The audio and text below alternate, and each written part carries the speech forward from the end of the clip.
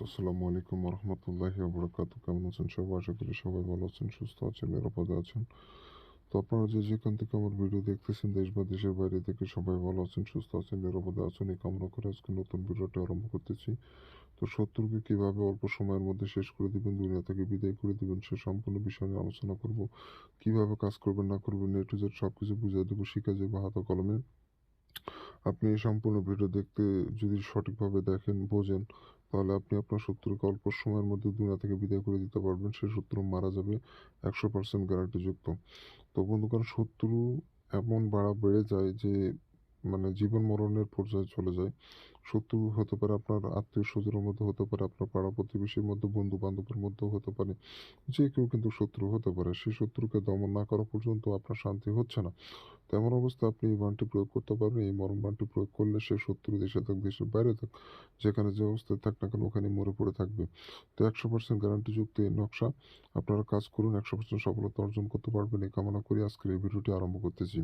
তো হাজার, হাজার মানুষ সফলতা অর্জন করেছে বিধায় এই পরীক্ষিত তদবিরটি আপনাদের মাঝে উপস্থাপিত করছি। আমি সমস্ত পরীক্ষিত তদবির আপনাদের মাঝে দিয়ে থাকি। পরীক্ষিত তদবির বলতে কি বোঝানো হয়? পরীক্ষিত তদবির হচ্ছে যে নকশা দিয়ে মানুষ কাজ করেছে এবং সফলতা পেয়েছে, অর্জন করেছে সফলতা, তাকেই পরীক্ষিত তদবির বলে। তো এই পরীক্ষিত তদবিরগুলো সবাই দিবে না।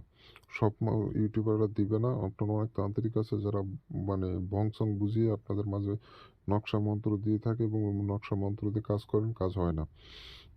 আর আমার নকশাগুলো সবকিছু পরীক্ষিত তদবির। প্রত্যেকটা অ্যাক্টিভ জিন থাকে। আপনি নকশাতে কাজ করবেন, নকশার পিছনে যে জিন রয়েছে খুব দ্রুততার সাথে ওই জিনটি চলে যাবে আপনার শত্রুর কাছে এবং শত্রুকে মেরে দিবে। তো মূলত বানের কাজগুলো এইভাবেই কাজ হয়ে থাকে জিন চালানোর মাধ্যমে।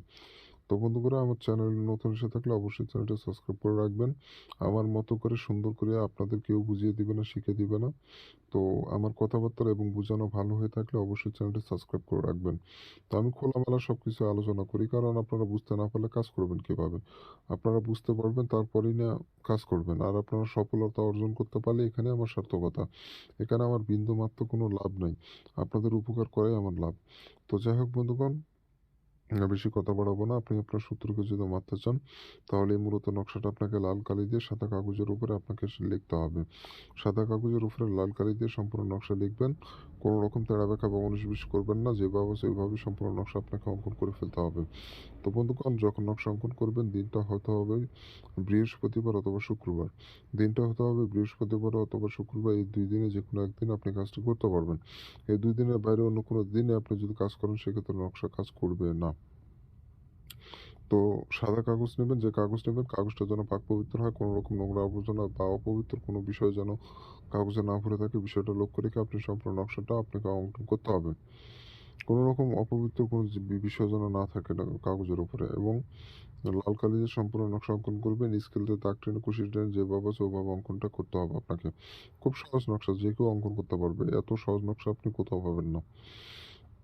তো এভাবে করে সম্পূর্ণ নকশা অঙ্কন করবেন। যখন নকশা অঙ্কন করবেন, আশেপাশে কেউ যেন না থাকে, নিরিবিলি জায়গায় বসে একাকী বসে সম্পূর্ণ নকশা অঙ্কন করবেন। নকশা লেখা অবস্থায় কারো সাথে কোনো রকম কথাবার্তা বলবেন না।